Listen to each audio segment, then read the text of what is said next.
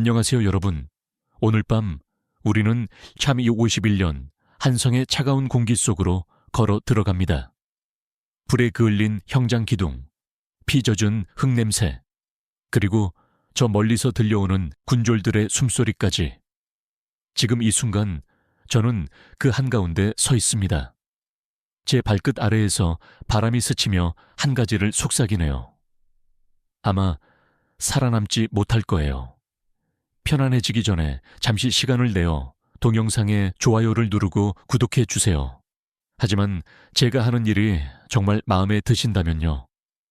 그리고 여러분이 보고 계신 위치와 지금 시간을 댓글로 남겨주세요. 자, 불을 끄고 선풍기를 켜서 편안한 소리를 내고 오늘 밤 시작해 볼까요? 저는 지금 동대문 바깥이었다는 그 형장의 중심에서 81세의 노인이 마지막 숨을 몰아쉬던 장면을 떠올리고 있습니다. 김자점, 한때 조선의 실세, 권력의 상징이자 반정의 영웅. 그런데 그날 그는 형틀에 묶인 채 해가 비추는 각도에 따라 얼굴에 주름이 길게 드리워져 있었습니다. 그의 입술은 바짝 말라 있었고 저는 그가 마지막으로 떨며 말하던 속삭임을 아직도 기억합니다. 내가 조선을 판 것이 아니거늘 전하께서 이리 나를 버리시다니. 그 목소리는 거의 들리지 않을 만큼 약했지만 햇빛 아래 형장은 이상하게 울려 퍼졌습니다. 마치 바람이 그의 말을 마지막까지 실어 나르기라도 하듯. 사람들이 웅성거렸습니다. 누구는 그를 역적이라 부르고 누구는 반정의 공신이라 했죠. 저는 그 중간에 서 있는 느낌이었습니다. 살아온 길을 안다면 그가 어떻게 이 무대의 마지막 장면까지 오게 되었는지를 조금은 이해할 수 있을지도 모른다는 그런 묘한 감정 말입니다. 형리들이 도끼를 들고 다가왔을 때 저는 순간적으로 숨이 막혔습니다. 역사가 말하는 능지처참이라는 것이 단지 잔혹함의 상징이 아니라 조선이라는 나라가 얼마나 엄격한 윤리와 충성을 요구했는지를 보여주는 하나의 제도라는 것을 알고 있었기 때문입니다. 물론 PG-13로 이야기해야 하니 여러분이 상상하는 만큼 섬뜩한 장면까지는 가지 않겠습니다. 다만 그 순간의 공기, 사람들의 긴장, 김자점의 떨리는 숨, 그것만으로도 충분히 극적이었죠. 저는 형틀에 묶인 그의 눈빛을 머릿속에서 다시 떠올립니다. 어떤 후회였을까요? 어떤 분노였을까요? 아니면 이제는 더 이상 발버둥 칠 수 없는 운명을 받아들이는 체념이었을까요?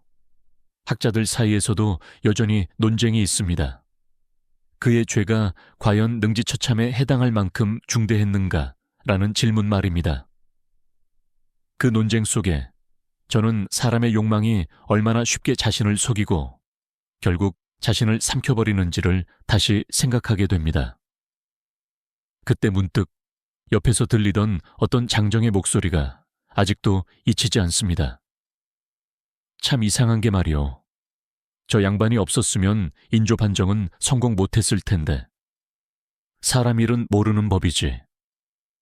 그 말은 절묘하게 진실을 찌르고 있었습니다. 역사는 늘 승자의 기록이지만 승자의 은혜는 오래가지 않거든요. 바람이 형장 위를 스쳤습니다. 햇빛은 묘하게 따뜻했는데 저는 그 온기조차 무겁게 느껴졌습니다. 마치 이 공기가 말하고 있는 듯 했습니다. 봐라, 권력은 이렇게 끝나는 거야. 제가 그 장면을 바라보며 느끼던 감정은 두 가지였습니다. 하나는 연민, 그리고 또 하나는 공포. 권력이란 손에 잡히는 순간 뜨겁고 찬란하지만 손을 놓는 순간 얼음처럼 차갑게 식어버리는 존재라는 사실 때문입니다. 여기서 조금 엉뚱한 이야기를 하나 할게요. 여러분 혹시 창덕궁 뒤편 숲의 까마귀들이 항상 같은 시간대에 울었다는 조선시대의 괴이한 기록을 아시나요? 완전 주제와는 벗어난 사실이지만 조선 사람들은 그런 울음도 불길한 징조라 여겼습니다. 역사책 한 켠에 그런 이야기들이 가끔 끼어 있는데 그런 것을 발견할 때마다 저는 옛사람들도 참 감수성이 풍부했구나 하는 생각을 합니다. 결국 김자점의 인생도 그런 징조들로 이야기될 만큼 복잡했습니다. 반정의 공신, 병자호란의 도원수, 친청파, 권력의 화신, 그리고 배신자. 그의 이름 앞에 붙는 수식어들은 매번 시대에 따라 달랐죠.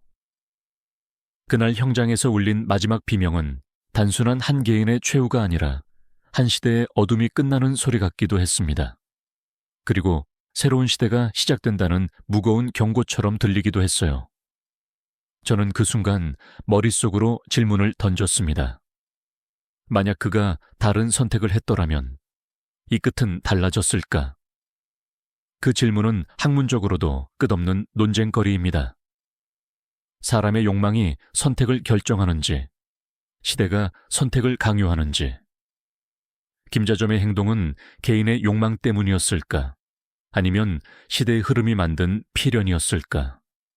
제가 확실히 말할 수 있는 건 단 하나입니다.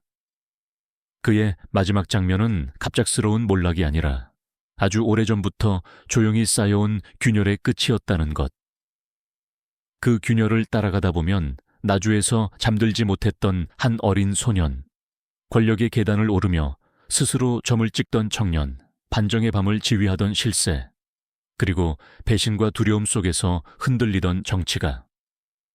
그 모든 층위의 김자점이 한 사람 안에 들어있습니다. 그날 형장에서 저는 그 모든 얼굴을 동시에 떠올렸습니다. 그래서 그의 마지막 속삭임이 더욱 또렷하게 가슴에 박혔는지도 모르겠습니다. 내가 조선을 판 것이 아니거늘 역사라는 건 결국 누가 말하느냐에 따라 완전히 다른 결론을 내리니까요. 바람이 조용히 형장을 쓸고 지나갔습니다. 저는 이 이야기를 여러분과 함께하기 위해 오늘 밤 그 바람 속으로 천천히 발걸음을 옮겨봅니다. 나주 들판의 새벽 공기는 한성이 아니라 전혀 다른 냄새였습니다. 축축한 흙냄새, 호수에서 피어오르는 물 한 개, 그리고 멀리서 들려오는 개 짖는 소리까지. 저는 그 풍경을 마음속에서 천천히 더듬어 봅니다. 김자점의 이야기를 따라가다 보면 그의 마지막보다 그의 시작이 훨씬 더 기묘하거든요. 그리고 지금 이 순간 저는 마치 그의 어린 시절 주변을 맴도는 투명한 그림자처럼 그 장면 속을 걷고 있는 기분입니다. 1888년 조용한 나주의 어느 겨울 새벽, 김자점은 그 한미한 초가집에서 태어났습니다.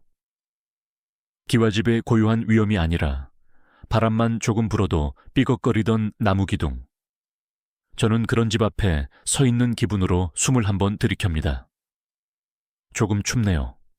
그의 아버지는 아이가 태어나기 전날 근처 장터에서 점쟁이를 찾아갔습니다. 이건 기록에도 남아있는 꽤 유명한 이야기죠. 이 아이가 장차 어떤 사람이 될 것인지요. 점쟁이는 한동안 아무 말도 하지 않았다고 합니다. 그 침묵이 길어질수록 아버지는 더 불안했겠죠. 저는 그 장면에서 아버지가 입술을 깨무는 모습까지 상상됩니다. 그 후 점쟁이는 천천히 고개를 들고 말했습니다. 이 아이는 스스로 자신의 운명에 점을 찍을 것입니다. 이름을 자점이라 하십시오. 이상하죠? 스스로 점을 찍는다. 마치 미래를 미리 암시하는 한 줄의 경고 같잖아요. 사실 조선시대에는 이름 하나에 운명을 담는다는 인식이 매우 강했습니다. 옛 지혜에서도 이름은 곧 기운이라는 말이 있을 정도니까요. 그런데 김자점의 경우는 유난히 그 말이 현실이 됩니다. 그에게 붙여진 또 다른 자 시타이는 성지, 호는 낙서. 이 역시 흔히 보이는 고상한 분위기가 아니라 어딘가 오묘하고 그림자 같은 느낌이 있었죠. 저는 이런 이름들을 보면 괜히 드라마 OST 하나쯤 깔리고 있는 듯한 착각을 합니다. 어린 김자점은 총명했습니다. 아니, 아주 총명했습니다. 나주 곳곳을 흔들어 놓을 만큼 그는 글씨를 배우기 시작한 지 얼마 되지도 않아 남들보다 더 빨리 문장을 외웠고 낮에는 서책을 읽고 밤에는 논두렁에 앉아 하늘의 별을 바라보았습니다. 이런 장면은 정말 영화처럼 떠오르죠. 그런데 이 총명함 속에는 늘 가난이 그림자처럼 붙어 있었습니다. 아버지가 장터에서 소금 몇 봉지를 사고도 몇 번이나 계산을 다시 확인해야 했던 집. 겨울이 오면 찬바람이 골목 끝까지 파고들던 마을. 김자점은 그 가난을 온몸으로 기억했습니다. 저는 가끔 생각합니다. 가난보다 무서운 건 가난이 오래되면 익숙해지는 것 아닐까? 그런데 김자점은 익숙해지지 않았습니다. 그는 언제나 한 가지 생각을 품고 있었습니다. 언젠가는 나도 비단 옷을 입을 것이다. 어둠 속에서 등잔불이 흔들리고 그 흔들림 속에서 그의 눈빛은 흔들리지 않았습니다. 저는 그 장면을 머릿속에서 재현해보며 그의 야망이 최초로 불꽃을 튀기던 찰나를 감각적으로 느낍니다. 그 눈빛은 조용하지만 날카로웠습니다. 이 아이는 가만히 있을 아이가 아니구나. 마을 사람들은 그렇게 속삭였죠. 그의 성장 과정에서 조금 뜬금없는 사실을 하나 곁들이자면 당시 나주 주변에는 귀신 이야기가 이상할 만큼 많았습니다. 밤마다 창고 뒤에서 여자 울음소리가 났다는 기록이 전해질 정도니까요. 김자점도 어린 시절 그런 전설을 들으며 자랐습니다. 이게 왜 중요하냐고요? 사실 별로 중요하지 않습니다. 그냥 그런 미신적 분위기가 그의 어린 시절에 독특한 배경음처럼 깔려 있었다는 정도죠.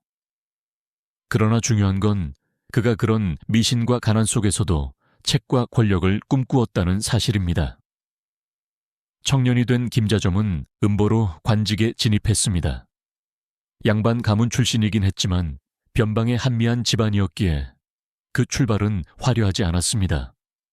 공신의 아들처럼 반짝이는 길도 아니었고 잘난 가문처럼 탄탄한 후원도 없었죠. 그래서 그는 사람의 마음을 읽는 법, 흐름을 읽는 법, 그리고 정치의 공기를 읽는 법부터 배웠습니다. 저는 이런 면을 야망이 만든 생존 감각이라고 부르고 싶습니다. 선조 말기와 광해군 시대는 정치적으로 혼란스러웠습니다.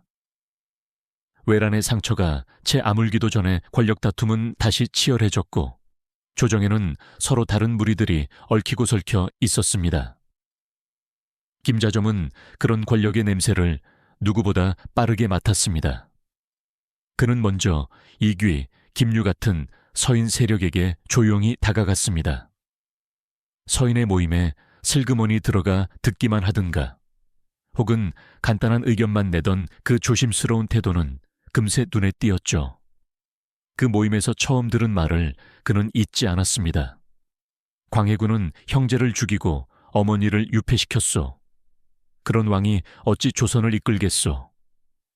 김자점은 그 말에 침묵했지만 마음속에서는 파도가 몰려오고 있었습니다. 이 말도 그가 후일 말한 적이 있다고 합니다. 나는 그날 조선의 변화가 올 것을 직감하였다. 여기서 또 하나의 학문적 논쟁이 등장합니다. 그가 반정을 주도한 것은 충성인가, 개인적 야망인가? 이 질문은 지금도 역사학자들 사이에서 완전히 결론이 나지 않았습니다. 저는 개인적으로 그의 속마음에는 두 가지가 동시에 있었다고 봅니다. 조선을 바로잡고 싶다는 생각, 그리고 그 과정에서 자신도 크게 성공하리라는 기대. 둘 중 어느 것이 더 컸는지는 여러분의 판단에 맡기겠습니다.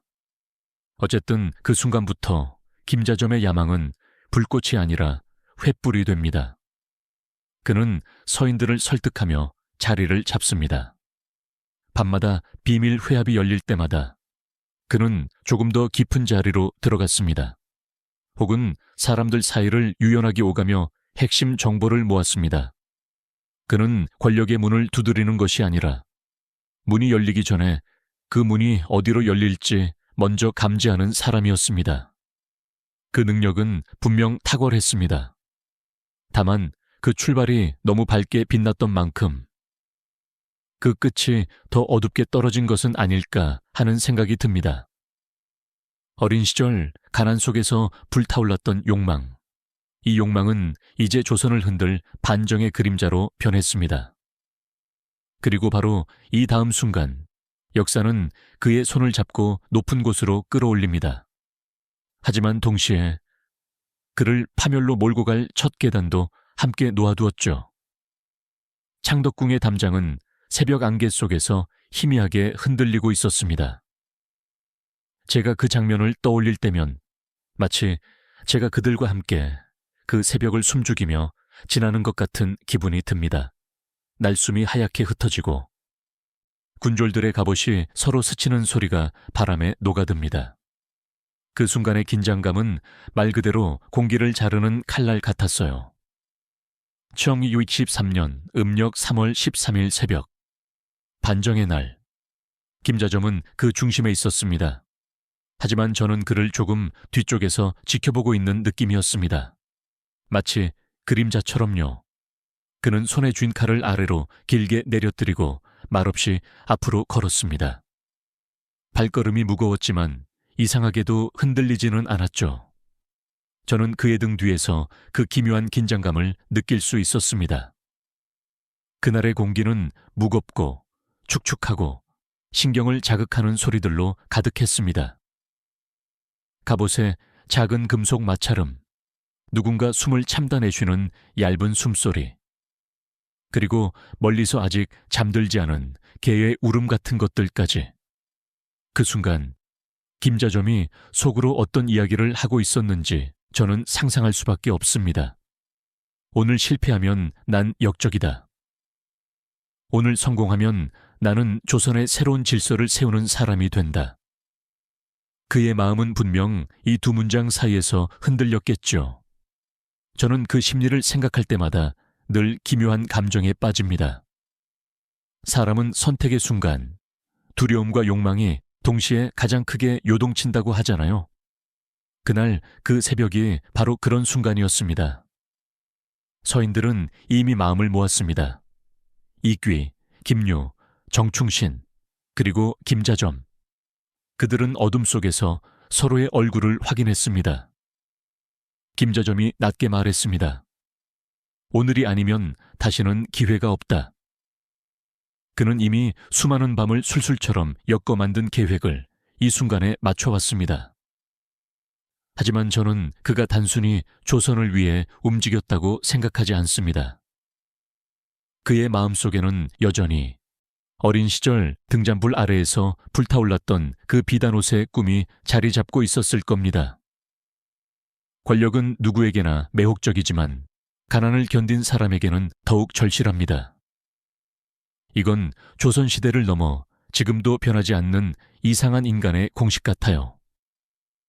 창덕궁으로 들어가는 반정군의 발걸음이 점점 빨라졌습니다. 병사들이 철문을 밀어 올리고 궁궐 안으로 조용히 스며들었습니다. 언제든 화살 한 줄로 뒤집힐 수 있는 정적 속에서 김자점의 눈은 이상하리만큼 차분했습니다. 이때 재미있는 사실 하나. 조선시대 반정 중 상당수는 생각보다 조용한 쿠데타 형태였다는 점이에요. 화려한 전투보다는 빠른 기습과 심리전을 통해 왕권을 바꾸는 것이 훨씬 효과적이었죠. 역사적 논의에서는 이런 반정의 성격을 두고 혁명인가 쿠데타인가라는 화두가 여전히 존재합니다. 김자점이 주도한 이 반정도 정확히 그 경계선에 놓여 있습니다. 궁궐 문이 열리는 순간 세상이 바뀌는 소리가 들리는 것 같았습니다. 아니, 그건 아마 제 상상일 겁니다. 하지만 분명한 것은 그날 조용히 피어오른 안개가 반정군의 발걸음을 감싸고 있었고 그 안개 속에서 조선의 새로운 왕이 등장할 준비를 하고 있었다는 사실입니다. 광해군은 쫓겨났고 능양군은 인조라는 이름으로 즉위했습니다. 반정이 성공한 후 인조는 우정당에서 김자점의 손을 굳게 잡았습니다. 경의 충성이 아니었다면 내가 어찌 이 자리에 있겠는가. 그 목소리는 진심인지 정치적 제스처인지 구분하기 어려웠습니다.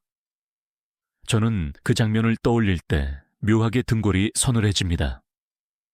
권력의 정점에 오른 순간 김자점의 눈가에는 미세한 웃음이 스쳤습니다. 그 웃음은 오래 숨겨져 있던 갈증이 처음으로 해소되는 듯한 미묘한 떨림이었습니다. 그날 밤 김자점은 자신의 거처에서 조용히 창밖을 바라보며 이렇게 중얼거렸다는 이야기가 있습니다. 이제 내 차례로다.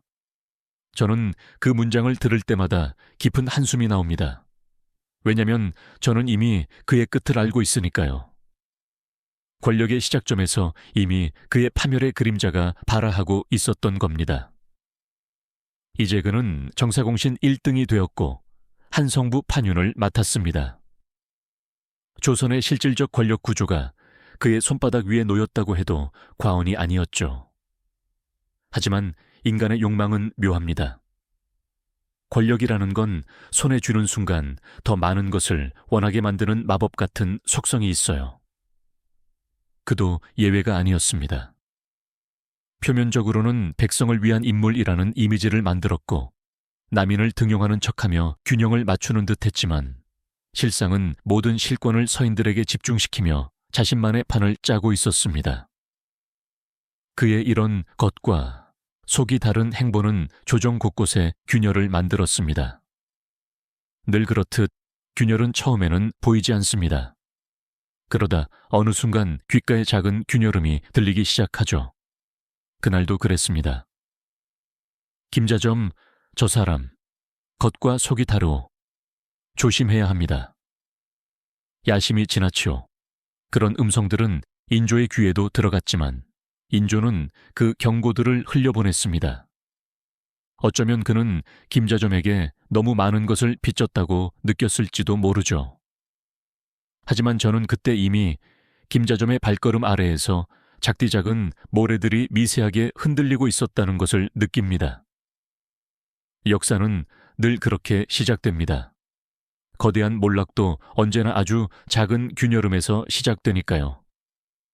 그리고 그 균열의 반대편에는 병자호란이라는 거대한 그림자가 이미 서서히 다가오고 있었습니다. 병자년의 겨울 공기는 유난히 날카로웠습니다. 저는 그 시절의 한양 거리를 떠올릴 때마다 뼈를 파고드는 바람이 귓가에 스치는 듯한 감각을 느낍니다. 군졸들의 장화가 언 땅을 밟을 때 들렸던 그 건조한 뚝뚝 소리가 아직도 선명하게 들려요. 김자점은 그 혹독한 공기 속에서 이미 무언가가 균열되고 있다는 사실을 느꼈을까요? 아니면 느끼면서도 모르는 척 지나갔을까요? 도원수 김자점. 반정의 영웅에서 이제는 국방의 책임자. 그는 자신이 이 모든 흐름을 통제할 수 있다고 믿고 있었던 것 같습니다. 문제는 때로는 자신의 판단을 가장 크게 망치는 존재가 바로 자기 자신이라는 것이죠. 그가 가장 크게 저지른 오판은 바로 이 선언이었습니다. 청은 겨울에 쳐들어오지 않을 것이요. 저는 이 말이 회의석상에 울려 퍼지는 장면을 머릿속에서 그려봅니다. 따뜻한 방 안에서 포도주 잔을 손에 쥔 채 그는 웃으며 말했습니다. 임경업 장군이 조심스레 경고했을 때도 그는 고개를 가볍게 저었습니다. 저는 그 장면을 상상할 때마다 마음 한편이 서늘해집니다. 단순한 오판이 아니라 권력에서 오는 과신이 만든 비극이었기 때문이죠. 그리고 몇 달 뒤 얼어붙은 임진강 위를 청나라 기병이 건너오는 말발굽 소리가 조선을 흔들었습니다. 그 말발굽 소리를 제 귀에도 들리는 것처럼 재현해보면 마치 얼음이 한꺼번에 금가며 파열되는 소리 같았습니다.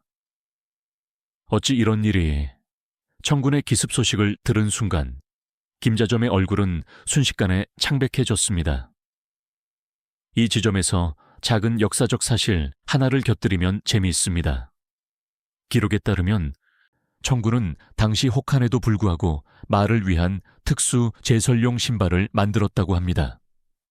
완전히 엉뚱한 발명품 같지만 그 덕분에 그들은 얼어붙은 강을 빠르게 조용히 통과할 수 있었다고 하니 역사의 아이러니죠. 그리고 그 순간 조선의 방어선은 종잇장처럼 무너졌습니다. 조정은 패닉에 빠졌고 인조는 강화도로 피신하려 했습니다. 그 과정에서 김자점이 내린 그 악명 높은 명령. 문을 열지 말라. 누가 적이고 누가 우리인지 알 수 없다. 그 말 한 줄로 인해 근황군이 각계격파되었습니다. 김자점의 불신은 상황을 더욱 악화시켰고 조선의 버팀목은 한순간에 무너졌습니다.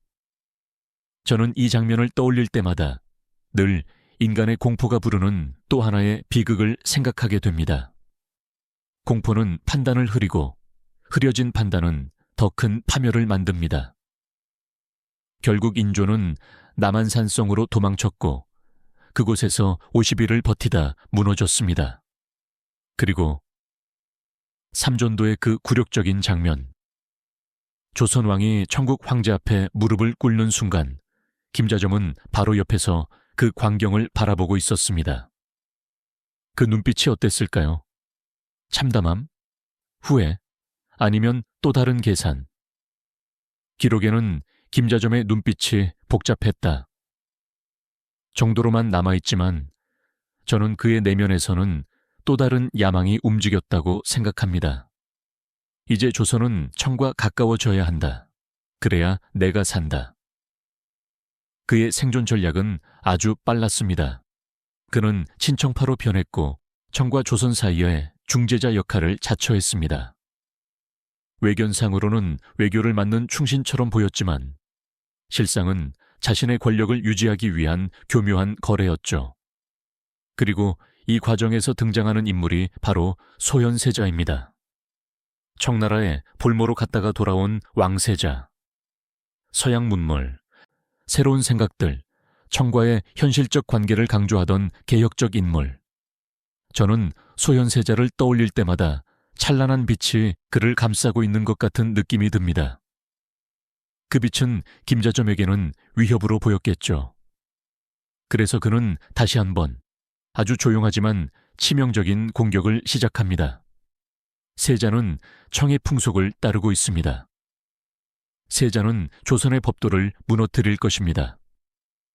가짜 정보, 왜곡된 보고, 고의적인 의심.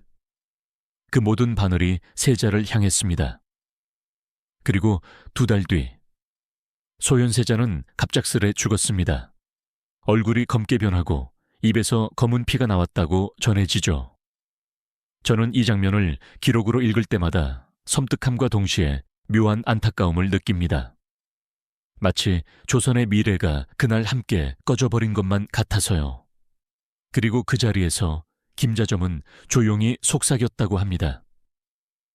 이제 효종만 남았구나. 그렇습니다. 효종은 북벌을 꿈꾸는 사람이었고 그의 사상과 김자점의 친척 노선은 정반대였습니다. 효종이 즉위한 순간 김자점의 권력은 이미 흔들리고 있었습니다. 효종과 송시열 같은 강경파가 다시 힘을 얻기 시작했고 조정의 분위기는 명분이라는 이름 아래 김자점을 향해 차가워졌습니다. 그리고 결정적인 사건.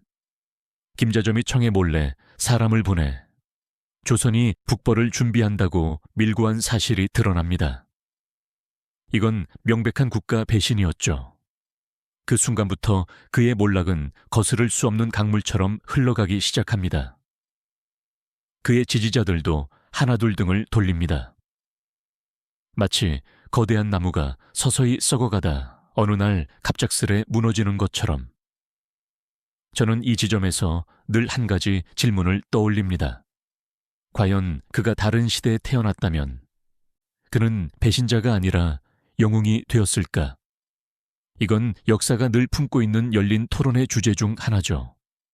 17세기 조선은 너무 복잡했고 너무 많은 균열이 있었습니다. 그리고 그 균열 속에서 김자점의 모든 선택은 결국 그를 향해 돌아오기 시작했습니다. 이제 그는 더 이상 조선의 실세가 아니라 조용히 사라져가는 그림자 같은 존재로 변해가고 있었습니다. 그리고 그 그림자의 끝에는 그의 아들이 터뜨린 영모 사건이 기다리고 있었습니다. 그 순간부터 김자점의 파멸은 단순한 몰락이 아니라 추락이 됩니다. 돌이킬 수 없는 아주 깊은 추락. 홍천의 겨울은 유난히 바람이 매섭습니다. 저는 그 유배지의 풍경을 떠올릴 때마다 낙엽조차 얼어붙어 서걱거리는 소리가 들리는 듯합니다. 창문 틈 사이로 밀려드는 찬바람은 뼛속까지 파고들었고 작은 등잔불은 겨우 흔들리는 불꽃 하나로 어둠을 밀어내고 있었죠. 그곳에서 김자점은 생애 처음으로 고요한 시간이라는 것을 견뎌야 했습니다. 파직, 유배, 침묵. 그는 권력을 잃은 순간부터 세상이 자신을 배신했다고 믿었을지도 모릅니다. 하지만 저는 이렇게 생각합니다. 어쩌면 세상은 그를 배신한 것이 아니라 그가 끝내 인정하지 못한 자신의 선택들이 그를 여기까지 데려온 것이라고. 유배지의 좁은 방 안에서 그는 매일 밤 옛날을 떠올렸을 겁니다. 인조 반정의 새벽, 흩날리던 안개, 인조가 그의 손을 잡던 순간 화려한 관복과 가마, 청나라 사신 앞에서 보였던 정치적 미소들, 그 모든 장면이 한 장면씩 꺼내진 필름처럼 지나갔겠죠. 그리고 뜨겁게 올라오는 또 하나의 감정, 후회. 그가 가졌던 권력은 늘 손에서 미끄러지지 않도록 꽉 움켜쥐어야 하는 것이었고 그 움켜쥐임이 강해질수록 그는 더 많은 적을 만들었습니다. 사람은 원래 손에 쥔 것이 많아지면 오히려 더 불안해지는 법이죠. 그걸 정조도, 영조도, 세조도 겪었습니다. 그러니 김자점에게라고 다를 리 없었겠죠. 그는 유배지에서도 끝까지 희망의 끈을 놓지 않았습니다. 청나라 사신들에게 비밀 서찰을 보내며 내게 기회를 달라고 애원했습니다. 저는 그 장면을 상상해 봅니다. 바람소리가 휙휙 들어오는 유배지의 작은 창가에 앉아 얇은 종이에 떨리는 손으로 글을 적는 늙은 정치가의 모습. 그는 이미 모든 것을 잃었지만 마음속 깊은 곳에는 여전히 하나의 착각이 남아 있었을 겁니다. 나는 다시 돌아갈 수 있다. 하지만 운명은 그의 편이 아니었습니다.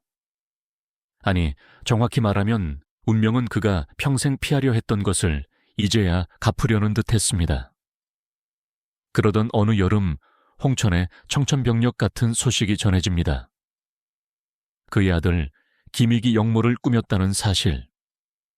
효종을 암살하고 왕위를 잡으려 했다는 그 계획은 정확히 반정의 방식처럼 치밀하지도 않았고 성공 가능성도 없었죠. 어쩌면 김익도 아버지처럼 내가 아니면 이 가문을 다시 세울 사람은 없다 라는 위험한 확신에 사로잡혀 있었을 겁니다. 그리고 그 확신을 파고든 건 김자점이 평생 보여준 권력은 잡아야만 산다는 메시지였겠죠. 김자점은 감옥에서 아들의 자백을 들고 무너졌습니다. 그 장면을 상상하면 마음이 아찔해집니다. 네가 왜 그런 일을 했느냐.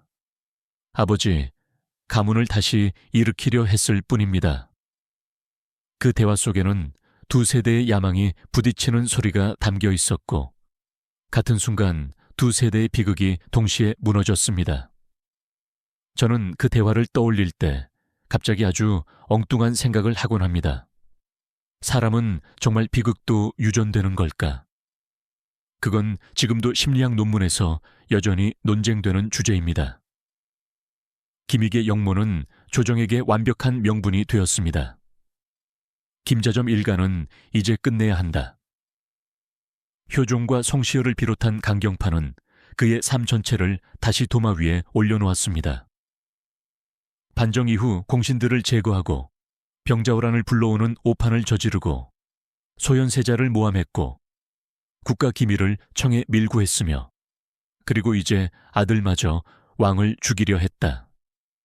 이 모든 목록은 그의 생을 하나씩 무너뜨리는 붉은 줄 같은 기록이 되었죠. 81세의 몸에 내려진 능지처참. 조선이 내릴 수 있는 가장 무거운 처벌. 그것은 단순히 한 사람을 처벌하는 것이 아니라 한 시대가 이제는 여기서 선을 그어야 한다고 선언하는 의식이었습니다. 그리고 형장. 그가 형틀에 묶이는 순간 저는 그 늙은 손등의 떨림을 보며 숨을 삼키는 듯한 기분이 듭니다. 노인의 눈빛에는 두 가지 감정이 동시에 흔들리고 있었습니다. 고통, 그리고 미련. 내가 조선을 판 것이 아니거늘 전하께서 이리 나를 버리시다니. 그 말은 바람처럼 흩어지며 형장 위를 맴돌았습니다. 그의 생은 거기서 끝났습니다. 하지만 역사는 그가 죽은 뒤에도 오랫동안 그를 죽이지 않았습니다. 그의 이름 앞에는 늘 역적이라는 글자가 따라다녔고 그의 가문은 하루아침에 무너져 흙 속으로 사라졌습니다. 그의 삶은 시작부터 스스로 점을 찍는 운명이라는 예언으로 시작되었고 마지막에도 그는 스스로 그 점을 찍고 말았습니다. 권력에 대한 집착, 끝없는 불안, 놓지 못했던 욕망. 그 모든 점들이 모여 한 사람의 생애를 거대한 점 하나로 완성한 셈이죠. 조선의 역사는 이렇게 말합니다. 그는 나라를 배신한 자였다. 하지만 저는 한 가지 질문을 남기고 싶습니다. 정말 그는 배신자였을까? 아니면 시대가 그를 그렇게 만들어버린 것일까? 이 질문은 지금도 열린 논쟁이며 아마 앞으로도 영원히 결론 나지 않을 겁니다. 다만 확실한 건 김자점이라는 이름은 지금도 우리에게 이렇게 속삭입니다. 너는 내 인생의 점을 어디에 찍고 있는가? 김자점의 일생은 단순한 정치가의 몰락이 아니라 조선 사회의 구조적 균열과 인간 욕망의 그림자를 하나로 압축한 거대한 서사였습니다. 나주의 가난한 소년으로 태어나 스스로 운명을 개척하며 권력의 중심으로 올라간 그는 반정의 영웅이자 조선의 실세로서 누구보다 높은 곳을 경험했습니다. 그러나 그가 붙잡았던 권력은 그를 보호해주지 않았고 오히려 더 깊은 불안과 경쟁, 모함과 의심을 낳아 그를 더욱 위험한 방향으로 이끌었습니다. 병자호란의 혼란, 소현세자와의 갈등, 청과의 관계에서 보여준 이중적 태도, 그리고 아들의 영모까지 이어진 비극은 결국 그가 평생 피하려 한 끝을 향해 밀어붙이는 거대한 흐름처럼 보입니다. 그의 몰락은 단순히 개인의 잘못으로 치부하기에는 시대가 너무 불안했고 구조가 너무 취약했습니다. 그렇기에 후대의 역사학자들은 그의 선택과 시대적 압박 중 무엇이 더 큰 영향을 주었는지 여전히 논쟁합니다. 그러나 한 가지 교훈만큼은 분명합니다. 권력은 결코 영원하지 않으며 야망이 커질수록 그것을 지탱하는 책임과 무게도 함께 커진다는 사실입니다. 오늘 우리가 김자점의 생애를 되돌아보는 이유는 그의 비극이 단지 17세기 조선의 이야기가 아니라 지금도 여전히 반복되는 인간의 본성과 욕망의 거울이기 때문입니다. 그가 마지막 순간 남긴 말처럼 우리는 모두 언젠가 스스로에게 묻게 됩니다. 나는 지금 어떤 점을 찍고 있는가? 김자점의 일생은 단순한 정치가의 몰락이 아니라 조선 사회의 구조적 균열과 인간 욕망의 그림자를 하나로 압축한 거대한 서사였습니다. 나주의 가난한 소년으로 태어나 스스로 운명을 개척하며 권력의 중심으로 올라간 그는 반정의 영웅이자 조선의 실세로서 누구보다 높은 곳을 경험했습니다. 그러나 그가 붙잡았던 권력은 그를 보호해주지 않았고 오히려 더 깊은 불안과 경쟁, 모함과 의심을 낳아 그를 더욱 위험한 방향으로 이끌었습니다. 병자호란의 혼란, 소현세자와의 갈등, 청과의 관계에서 보여준 이중적 태도, 그리고 아들의 영모까지 이어진 비극은 결국 그가 평생 피하려 한 끝을 향해 밀어붙이는 거대한 흐름처럼 보입니다. 그의 몰락은 단순히 개인의 잘못으로 치부하기에는 시대가 너무 불안했고 구조가 너무 취약했습니다. 그렇기에 후대의 역사학자들은 그의 선택과 시대적 압박 중 무엇이 더 큰 영향을 주었는지 여전히 논쟁합니다. 그러나 한 가지 교훈만큼은 분명합니다. 권력은 결코 영원하지 않으며 야망이 커질수록 그것을 지탱하는 책임과 무게도 함께 커진다는 사실입니다. 오늘 우리가 김자점의 생애를 되돌아보는 이유는 그의 비극이 단지 17세기 조선의 이야기가 아니라 지금도 여전히 반복되는 인간의 본성과 욕망의 거울이기 때문입니다. 그가 마지막 순간 남긴 말처럼 우리는 모두 언젠가 스스로에게 묻게 됩니다. 나는 지금 어떤 점을 찍고 있는가?